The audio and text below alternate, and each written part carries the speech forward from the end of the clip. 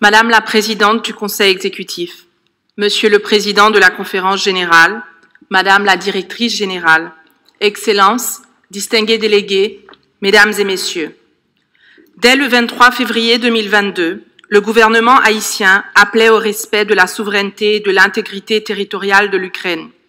Dans sa déclaration, la République d'Haïti renouvelait son attachement aux normes et principes du droit international et au respect de la Charte des Nations unies, socle de la paix et de la sécurité mondiale.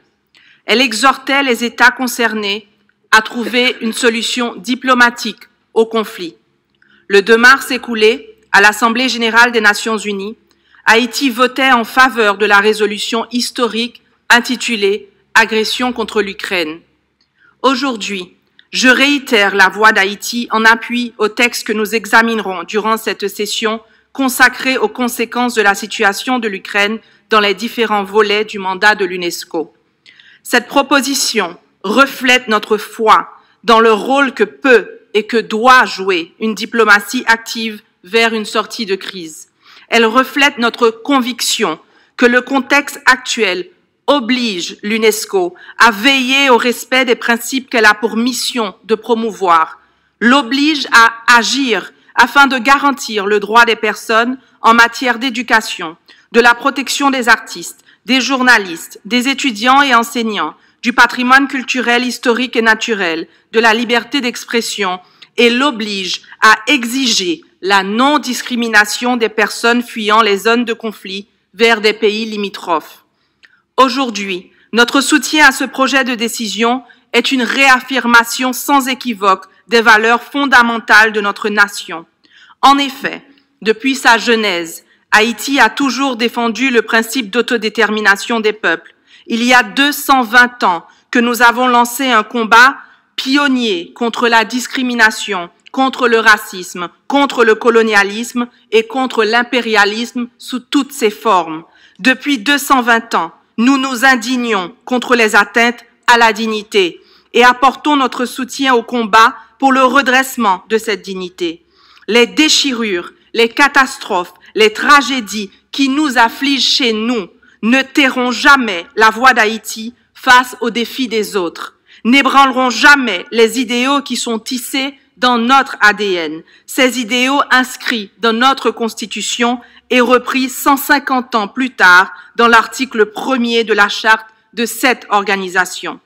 Excellences, en traitant aujourd'hui la question de l'invasion injustifiée de l'Ukraine, il n'est pas hors sujet de parler de dignité.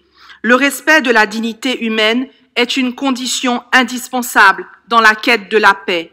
C'est donc aujourd'hui, dans cette maison de l'UNESCO, qui a le mandat de dresser les défenses de la paix dans l'esprit des hommes et des femmes, que nous devons nous indigner. Nous devons nous indigner face au sort des Ukrainiens, face à toutes les formes d'injustice et d'impérialisme, face à toutes les atteintes à la souveraineté et à l'intégrité territoriale des États, aux embûches à l'autodétermination des peuples, au rapt fait à la liberté de vivre paisiblement chez soi, au déni de la possibilité d'aller ailleurs et d'y être reçu dignement. Face aux cas de discrimination que subissent des étudiants étrangers, nos frères et sœurs des pays africains, des pays de l'Asie ou du Moyen-Orient, nos frères et sœurs humains, tout simplement, qui sont eux aussi victimes de guerres qu'ils n'ont pas, eux non plus, initiées. Aujourd'hui, la question ukrainienne qui nous réunit ne doit pas limiter le champ de vision de l'UNESCO. Au contraire, elle doit nous propulser à une action urgente, pertinente et holistique dans tous nos domaines de compétences auprès des Ukrainiens et auprès de tous ceux qui sont et qui seront affectés par la mondialisation du conflit. En effet, une dégradation des conditions de vie des populations des pays du Sud pointe déjà à l'horizon, car l'avènement de cette invasion tragique et injustifiée vient se superposer aux autres maux qui affligent l'humanité sur les 5 continents. Des crises intestines, des conflits sanglants et longs, les effets du changement climatique rongent les pays, gangrènent les sociétés, déciment les familles. Des millions d'enfants en âge d'être scolarisés n'ont pas accès à l'éducation. Des acteurs culturels sont pris en otage par ces bouleversements en cascade. Des sites patrimoniaux sont attaqués ou négligés face aux urgences humanitaires. La fracture numérique s'intensifie. Les journalistes sont confrontés au fléau de la désinformation qui devient de moins en moins différenciable des faits, de la vérité.